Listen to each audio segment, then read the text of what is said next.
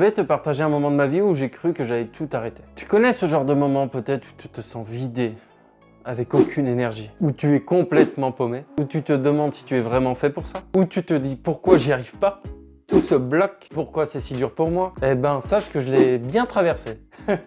C'était une période où je voulais vraiment lancer un projet, où je voulais prouver, mais pour les mauvaises raisons. Je mettais tout mon cœur, toute mon énergie, mais rien n'avançait et rien ne prenait. Et c'est même tout l'inverse qui se passait. Ce projet, c'était une création d'entreprise au Panama.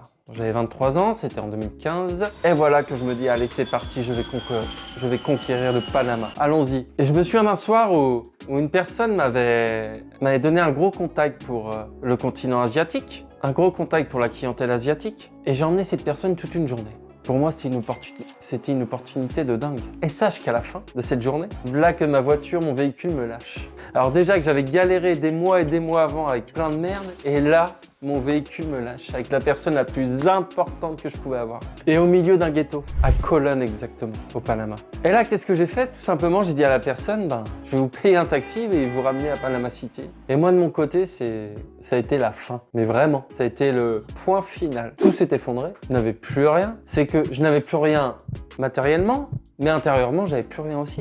C'était fini. Plus d'énergie, plus d'envie. Et là, je me suis dit, mais pourquoi j'ai fait ça? Dans quel but? Tout ce que j'ai fait, c'est de la merde. Mais en réalité, ce n'était pas l'échec qui faisait mal. C'était la pression que je me mettais pour prouver aux autres. C'était la peur de décevoir, de ne pas savoir qui j'étais. La sensation d'être seul face à tout ça. Et surtout, intérieurement, mon corps, il me disait stop. Il me le faisait comprendre. Puis, je suis revenu en Europe, où là, on se reconstruit après un échec, petit à petit. Et dans mon cas, il a fallu du temps parce que je n'avais pas les outils ni les clés. Et petit à petit, j'étais en train de voir tout ce que j'avais accompli là-bas. Et tout ce que j'avais appris surtout. Et d'un coup, je me suis dit, mais putain, j'ai appris 20 ans d'expérience en 1 an et demi. Et à regarder autour de moi, je voyais que j'avais osé et j'avais essayé. Ce que 99% n'avaient pas fait.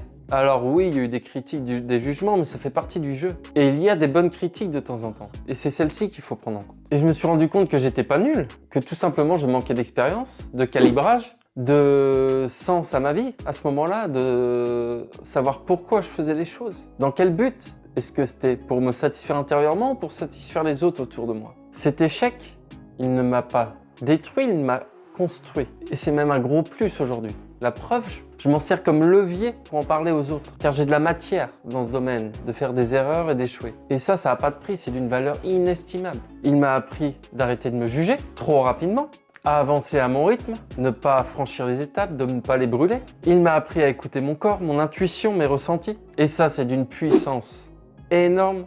Et c'est à partir de là que j'ai compris ce que c'était la vraie audace. Alors souviens-toi, ose, échoue et surtout brille. Je te dis à la prochaine vidéo. C'était Quentin. Ciao!